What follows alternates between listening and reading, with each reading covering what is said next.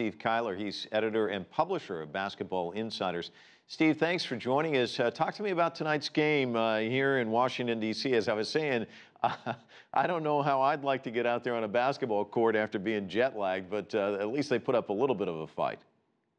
Yeah, you know, whenever you're talking about an exhibition event, it's about the showcase. It's about coming out and showing what you do as a player, what you do as a team, what you are as a league. And I think we've seen that every time that there's been a showcase event for Chinese basketball, it's paid fruits later on down the road, whether that's somebody who comes in as a free agent or maybe somebody who gets into the NBA draft. So anytime that these teams get a chance to kind of square off against the NBA, you're starting to see that the gap is not as wide as maybe it was when the CBA was founded. You know, even over the last 10 years, you've seen the gap close quite a bit. Yeah, Stephen, one of my colleagues was in China not too long ago. She became the envy of everybody here because she bumped into Steph Curry. He was over there on a promotional tour, and now the Warriors are in China. They'll be playing the Minnesota Timberwolves this week there. The Warriors president says, we want to be China's team in the NBA. Why is that important? Well, as you guys have been talking about, it is a huge basketball marketplace. It's where every major star goes in the offseason. All of the shoe deals have some type of China component into it. And when you can be that team, and you've seen this with the Houston Rockets recently being sold for more than $2 billion US, a big part of that is because of how popular they are in China. They are the favored team in China, sell more apparel than almost anyone. And the Golden State Warriors, incredibly popular in the United States, would love to be that popular in China because it's a globalized game. All of the fruits that every team wants comes from that kind of popularity. And, you know, the Golden State Warriors have that style of play that really resonates in the Chinese marketplace. Smaller players, quicker players, lots of threes, an exciting style. So certainly the Golden State Warriors off a championship want to come into China and show big, not only because of Steph Curry, but they got, you know, Kevin Durant and Klay Thompson and Draymond Green. All of those guys have a huge following in China. Yeah, team merchandise sales, I was reading this online, for the Warriors surpassing the Lakers. You start thinking about the economic piece of this. It's big, isn't it?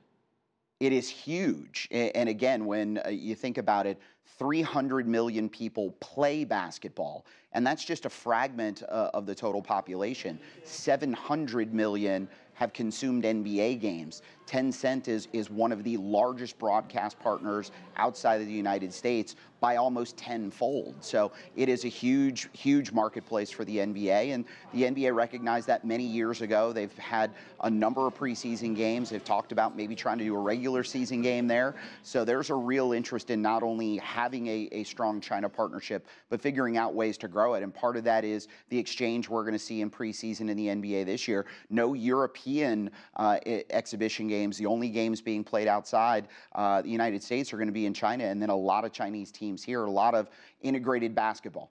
And Cartier Martin, who used to play with the Wizards, I think he's out of the league now, but he had played in the CBA, and I remember talking to him about the difference in the style and how it's played. But some guys leave the U.S.